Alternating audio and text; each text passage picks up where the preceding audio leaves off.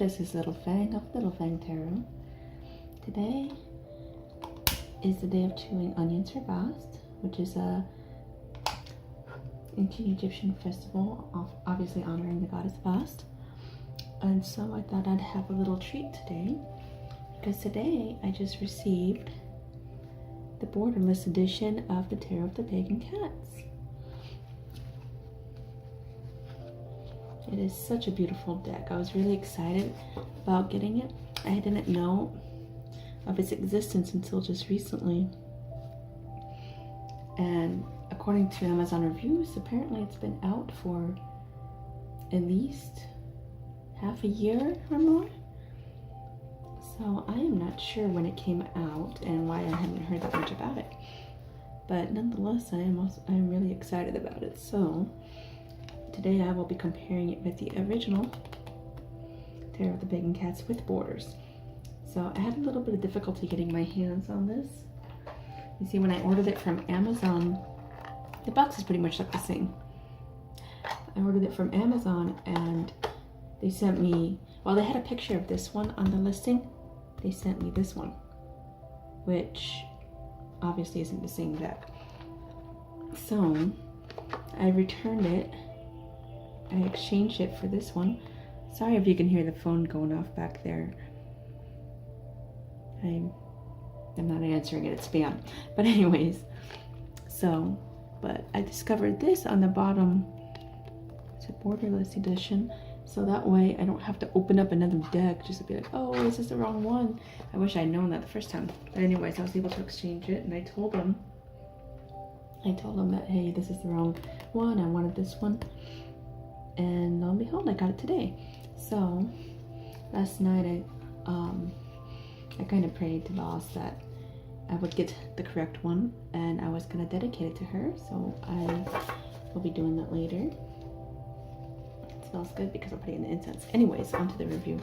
So first off, this is the cardstock of the original. Let's see if we can get a good. A little bit flimsy, but it's like one of my favorite cardstocks because it's easy to refill. And this one is actually a little bit thicker. Kind of see it, but it's not bad. It's not a bad kind of thick. It's actually, I can riffle it as well, and it shuffles very well. It's a different feeling cardstock. It feels more matte.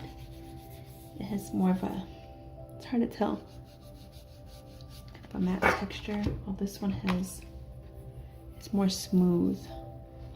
You can kind of hear the difference possibly. So another thing I noticed is that the Borderless is actually a little bit smaller. Not by a lot, a teeny bit on the sides and a little bit more at the top, but it is smaller, and I kind of like that it's easier to travel with in that fashion. Just a little bit, not a lot. So on to the fun part where we look at some of the pictures. So this is, to refresh your memory if you don't have it, this is the original. It has the borders. It has the good old different translations of the card on them and the name. The translations of the different names is what I meant. And the border is cute. It has little paw prints, and I always kind of liked that. But now if we look at these ones, put these on the side here. These ones, obviously the back is borderless. Well, this one has that little blue corners. This one, whoa, look at this. Look how just gorgeous this is. These ones, full borderless. They have a little thing at the bottom to tell you what it is, 5 of Wands. Of course, this is one of my first decks, the one that I've learned from, in its mini edition. So I have all 3 editions of this deck. And this one just has that little thing at the bottom, which is not bad. It's exactly what I need when I pretty much know this deck by memory. So here's the symbol for the Knight. It's the Knight of Wands.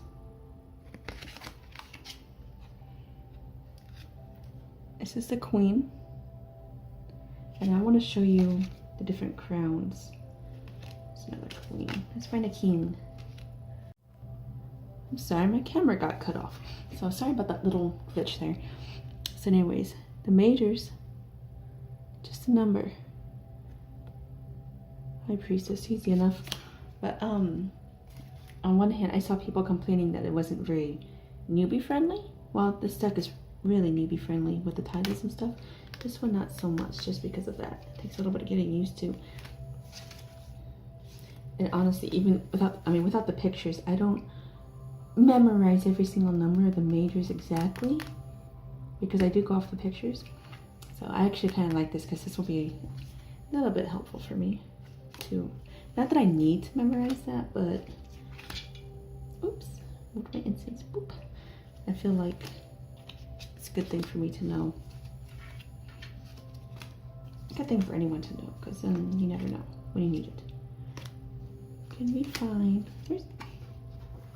All right, here's a page. I'll show you the little symbol for the page. I think it's like a little helmet. I don't think it's focusing right, but it's kind of like a little helmet type dealie. So I recorded this already once. Sorry, I recorded this already once, and it's really washed out. The video, my light was too bright or something. So I'm kind of embarrassed that I have to do this again. But, you know, it's just one of those things. It's Mercury retrograde, and things are happening. All right, so let me show you the difference in these crowns between the queen and the king. The queen has a little bit of a narrower crown. Are we gonna focus, please? A little bit of a narrower crown, bigger gems, and the king has a thicker crown, tinier gems. So let me I love the look of these cards because without the borders, they draw you into the scene. However, one thing I want to note with the Borderless is that the pictures and the borders, the titles at the bottom are easily damaged.